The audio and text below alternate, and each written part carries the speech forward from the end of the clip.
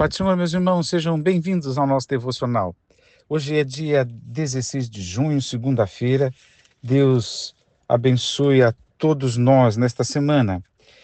O capítulo 8 de Romanos é um ápice, né, de um desenrolar de fatos com relação à nossa salvação.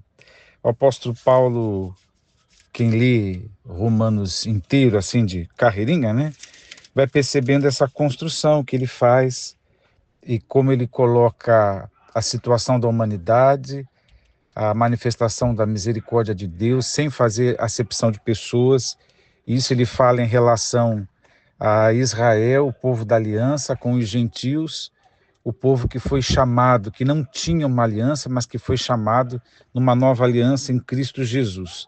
Ele vai tratando uma série de coisas e principalmente falando principalmente não, inclusive falando do drama, fala da justificação que traz paz para com Deus, mas não deixa de mencionar, é o capítulo 6, a dificuldade nossa, né, da luta da carne e do espírito e o quanto ele argumenta para falar deste drama, digamos assim, né? De como a gente precisa compreender que o pecado não pode ter domínio sobre nós, que nós estamos na graça, né? Então, ele trata essa relação de lei e de graça e de como a lei condena e de como só o Senhor Jesus liberta e, enfim, a miserabilidade de estar num corpo de pecado e o esforço e a luta para servir ao Senhor, que parece ser uma problemática do Paulo, mas é o retrato de todos nós, né? Todos nós passamos por isso. E quando eu digo, aí ele chega no capítulo 8, ele diz, portanto, né? Apesar da gente ser condenável por sermos pessoas que, apesar da graça de Deus em nós, ainda lutamos contra o pecado, isso seria condenável. Mas ele diz, portanto, apesar de tudo isso, nenhuma condenação há para os que estão em Cristo Jesus. E quem está em Cristo Jesus, ele começa a explicar, e há uma tônica nesse capítulo 8, quando ele fala do advento ou da vinda do Espírito, né? Que antes, nas palavras de Jesus, era uma anunciação, era uma promessa, mas agora o Espírito já está derramado. O apóstolo Paulo está deixando claro para nós que vivemos essa luta contra a carne. Ele está falando de uma outra lei, que não é a lei do pecado que nos incomoda, mas a lei do Espírito da vida. Ele está falando dessa presença, desta habitação do Espírito em nós.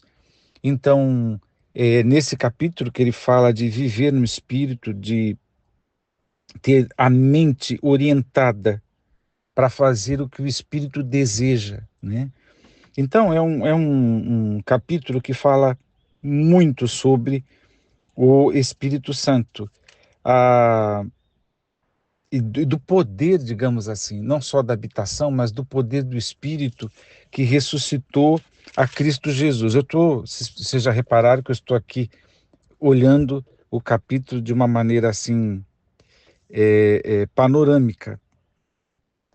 Ah, aí ele explica um pouco mais a respeito daqueles que vivem de acordo com a carne, e quem vive assim vai morrer, mas quem morre para o corpo vai viver, porque os que são guiados pelo Espírito são filhos de Deus. E como é que a gente sabe disso, apesar de sermos condenáveis, né? Pecadores? Porque o próprio Espírito, é o verso 16, testemunha ao nosso Espírito que somos filhos de Deus. Então percebe que o assunto aqui é essa habitação do Espírito e o poder do Espírito para o crente lidar não mais condenável, mas na convicção de que não há nenhuma condenação, apesar do sentimento de frustração, porque às vezes tropeçamos, mas temos o Espírito Santo que nos guia, que testemunha que somos filhos de Deus, que pertencemos a Deus. Então ele já explicou tudo isso, aí ele chega aqui, do mesmo modo, ou seja, do mesmo modo que a gente tem o Espírito de vida, o Espírito da ressurreição, o poder da ressurreição em nós, e que é possível se alinhar com o Espírito, viver em Espírito e satisfazer a vontade do Espírito, do mesmo modo, né, que o Espírito opera tudo isso, do mesmo modo nos auxilia na nossa fraqueza. Então agora ele está meio que fechando o assunto para dizer que aquele drama lá do capítulo 7, né, que nós que dividimos, né, aquilo que ele tinha falado anteriormente, escrito anteriormente, tem solução quando andamos no Espírito, quando vivemos no Espírito, porque ele auxilia na nossa fraqueza. E nós somos fracos, né? Lentos de coração, Jesus disse, nós somos fracos. Nós somos, segundo a doutrina do apóstolo Paulo, alguém que vive nessa angústia de ter que lutar contra o pecado, de precisar de uma outra orientação que seja divina, né? De ser guiado por um outro espírito que não seja do sistema do mundo ou pela nossa própria cabeça. Então ele está dizendo, do mesmo modo que o Espírito opera todas as coisas, pontualmente ele auxilia na nossa fraqueza. E ele disse, nós não sabemos orar. Em uma outra tradução diz assim, como convém. E esse orar, não saber orar como convém, é não orar de acordo com a vontade de Deus, né? Porque a nossa vontade é completamente diferente da de Deus, na maior parte dos casos, para todas as relações da vida. Lidar com dinheiro e tudo mais, a nossa vontade não se parece com a vontade de Deus. Então, para aqueles que pensam que Deus aquelas ideias panteístas e outras ideias, né, do paganismo, de que Deus está embolotado, de que Deus é mais um, não é não. Deus é o outro, como disse o teólogo, ele é diferente de nós, né? A gente até para orar não sabe. E o Espírito que habita em nós sabe que a gente tem dificuldade de se submeter totalmente à vontade de Deus, né? Então, por nós termos o drama de lutarmos contra a nossa própria fraqueza e a gente não sabe orar de maneira competente, o Espírito ora, digamos assim, ora intercede por nós ou conosco, né? E ele intercede, na maioria das traduções está, com gemidos inexprimíveis. Ainda ontem um irmão me perguntou o que significava isso. Eu disse para ele, olha, muita gente fala muita coisa a respeito.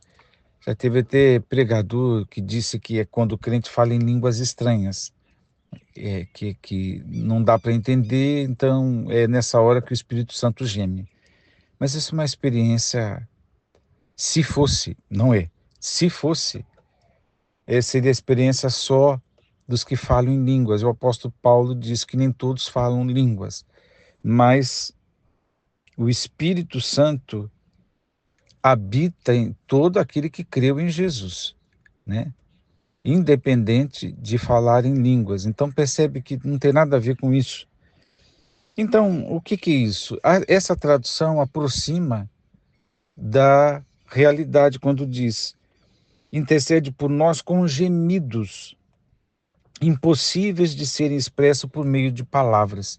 Eu disse para o irmão, todos os autores sagrados, quando quiseram comparar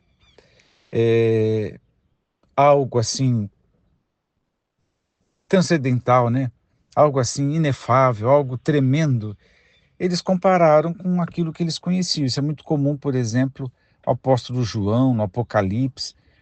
eu ouvi uma voz, essa voz é como a voz de muitas águas, né? A voz parecia um trovão, por exemplo, né? Era tão branco como, mas nem uma pessoa que lavasse muito bem uma roupa não alcançaria aquele branco que eu vi, né? Então percebe que a comparação ela é possível para muitas coisas, mas essa intercessão do Espírito não tem palavras, né? Por isso que ele disse, com gemidos inexprimíveis, que não dá para expressar, que vai para além das palavras. E isso diz para nós da intensidade eu acho que intensidade é a melhor palavra, do envolvimento do Espírito com a nossa causa de uma tal maneira, num aprofundamento tal, que não tem palavras. O apóstolo Paulo não teve com o que comparar. E olha que o apóstolo Paulo era bom nisso, né? Ele pegava as figuras lá do Velho Testamento e traduzia na mensagem que ele queria trazer. Isso ele usou Sara, Abraão, Agar, ele usou várias personagens para explicar coisas espirituais. Mas aqui ele não busca, porque não tem nada parecido. Porque está além das experiências humanas, esse clamor, essa intercessão do Espírito, está além daquilo que ele poderia comparar. Ele não tem palavras para comparar. Gemidos inexprimíveis, impossíveis de serem expressos por meio de palavras. Não tem como. Ele não tem como comparar com nada, porque é algo do Espírito Santo. É de uma profundidade, de uma intensidade.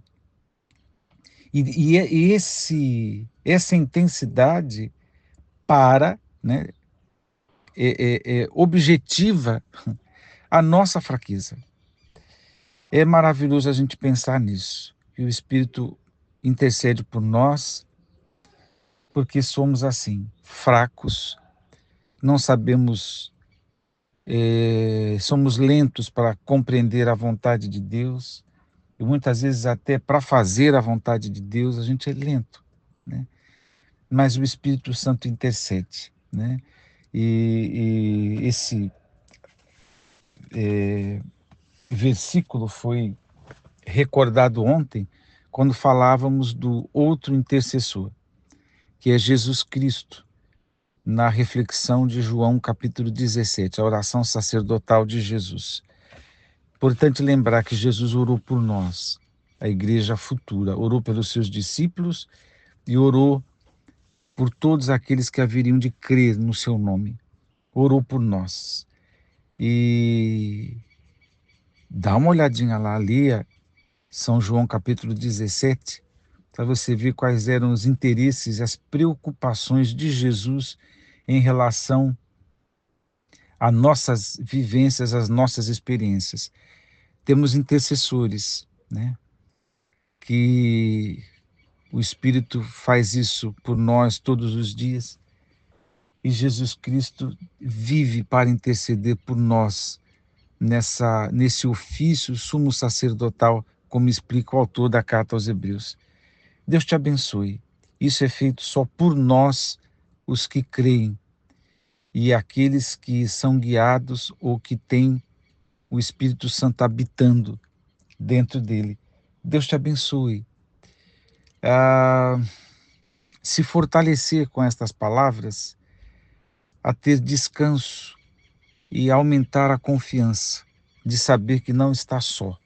Nenhuma outra coisa traz mais segurança do que saber de que Jesus se interessa.